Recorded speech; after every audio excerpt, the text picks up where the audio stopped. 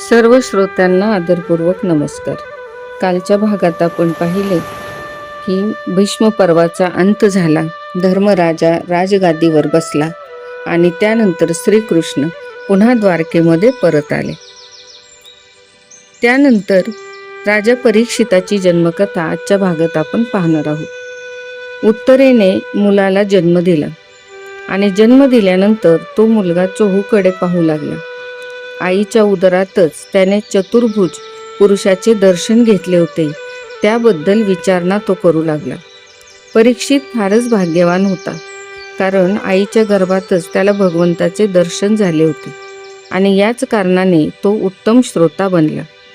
त्यानंतर युधिष्ठिराने ब्राह्मणांकडून त्याचे जातक विचारून घेतले.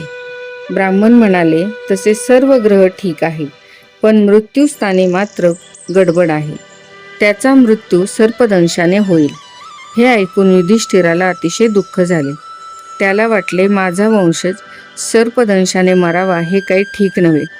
ब्राह्मणांनी राजाला धीर दिला आणि ते म्हणाले, राजा, सर्पदंशाने जरी मृत्यू होणार असला तरी याला नक्कीच सद्गती मिळेल.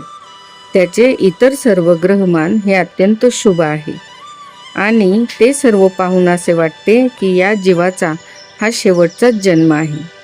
अशा प्रकारे परीक्षिताचे जातक वर्तवले गेले. दिवसेंदिवस परीक्षित मोठा होऊ लागला. इकडे विदुर तीर्थयात्रा करून प्रभास क्षेत्री परत आला. त्याला कळले की सर्वच कौरवांचा नाश झाला आहे व धर्मराजा सिंहासनावर बसला आहे. फक्त धृतराष्ट्र एकटाच धर्मराजाच्या घरी मूठभर अन्न खाण्यासाठी राहिला आहे. विदुर आला. धर्मराजाने त्याचे स्वागत केले. विदुर धर्मराजाकडे सन्मानासाठी आला नव्हता, तर आपल्या भावाला बंधनातून मुक्त करण्यासाठी आला होता.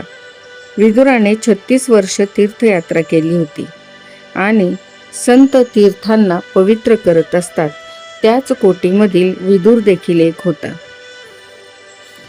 ज्या वेळेस आपण कुठल्याही तीर्थक्षेत्राला जातो तर त्या ठिकाणी सत्कर्म होणे हे गरजेचे असते. जर तीर्थाच्या ठायी सत्कर्म झाले नाही तर ती तीर्थयात्रा व्यर्थ जाते. विदुराने 36 वर्ष तीर्थयात्रा केली, तरी पण त्याचे वर्णन त्याने अतिशय संक्षिप्तपणे केले, कारण आत्मप्रशंसा हा मृत्यू होय. आपल्या सत्कर्माचे आपल्याच तोंडाने स्वतः वर्णन करू नये.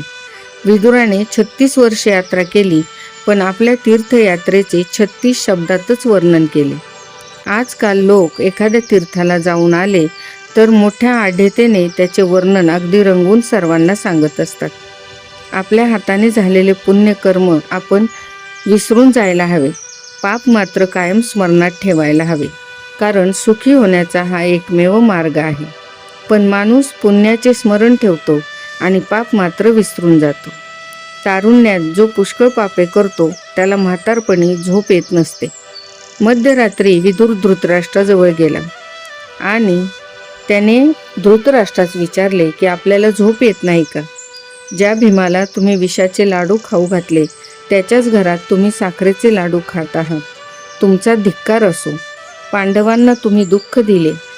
तुम्ही इतके दुष्ट आहात की राजसभेत द्रौपदीला आणण्याची तुम्हीच संमती दिली होती. आता पांडवांना सोडून तुम्ही तीर्थयात्रेला जा. धृतराष्ट्र म्हणाला, माझे पुतणे फार चांगले आहेत, ते माझी सेवा करतात, त्यांना सोडून जावेसे वाटत नाही.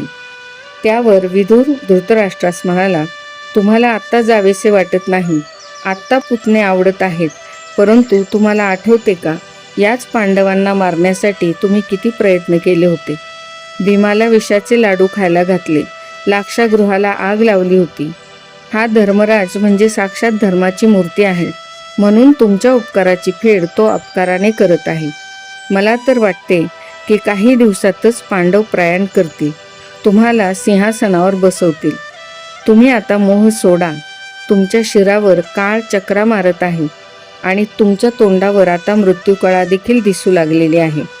समजून उमजून घर सोडाल तर कल्याण होईल, नाही तर काळाचा धक्का खाऊन तुम्हाला घर सोडावेच लागणार आहे. जीव इतका अडाणी आहे की समजून उमजून तो स्वतः काही सोडण्यास तयार होत नाही. पण जेव्हा डॉक्टर म्हणतात की तुम्हाला ब्लड प्रेशर आहे, तुम्ही काम बंद करा, विश्रांती घेतली नाही तर धोका आहे, तेव्हा माणूस घरात बसतो.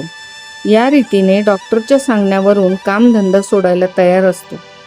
धृतराष्ट्र म्हणतात की तुझे म्हणणे ठीक आहे, पण मी तर अंध आहे आणि एकटा कुठे जाऊ. विदुर म्हणाले की दिवसा तर धर्मराज तुम्हाला जाऊ देणार नाही, म्हणून मध्यरात्रीच तुम्ही माझ्याबरोबर निघा. धृतराष्ट्र गांधारीला घेऊन विदुरासोबत सप्तस्तोत्र तीर्थयात्रेला निघाले. सकाळ झाल्यावर धृतराष्ट्राच्या महालात धर्मराज गेला तेव्हा त्या ठिकाणी धृतराष्ट्र त्यांना दिसले नाही. पाहूया उद्याच्या भागात धृतराष्ट्र, गांधारी आणि विदुर यांची तीर्थयात्रा कशी सफल होते ते.